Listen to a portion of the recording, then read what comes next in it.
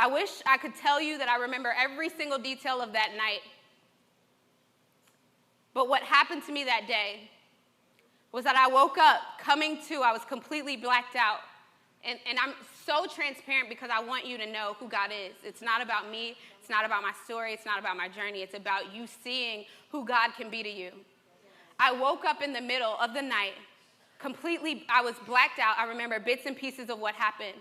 But the guy who I was with was passed out drunk on this couch, and his friend was sexually taking advantage of me. I remember getting back to college and getting back to St. Louis where I went to school. And I was like, Lord, I know this is not what you have for me. I know this is not it. I literally know this is not what you have for me. I've been doing life on my terms, and honestly, I don't want to do life on my terms anymore.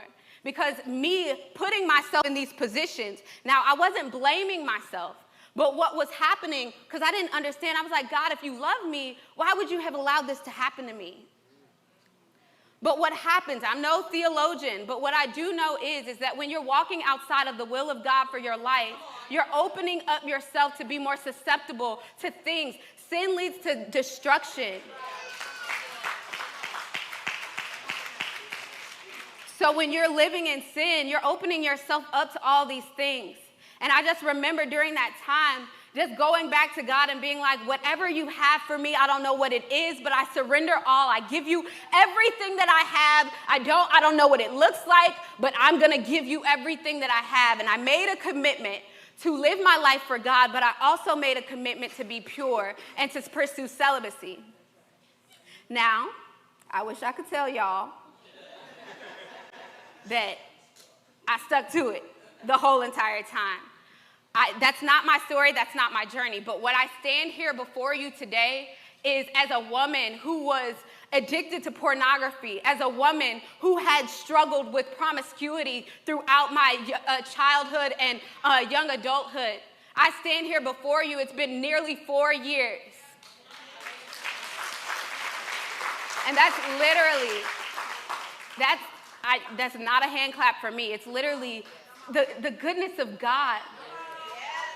And what's so crazy is I forgot to give y'all the verse that I was going to tell y'all for today.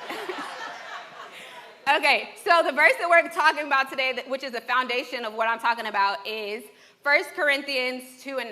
It's very simple. It says, but as it is written, eye has not seen, nor ear heard, nor have it entered in the hearts of man the things which God has prepared for those who love him.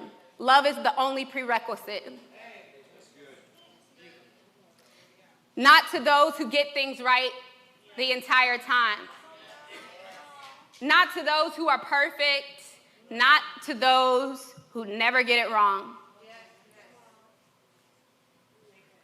So during that season, I remember just going back to the things of God and being like, I don't know what to do, but I need to heal from this. And I would literally just put myself and surround myself with worship music. That's all I knew. I would sit, listen to worship music, cry, sit, listen to worship music, cry. But I let God heal me from the inside out.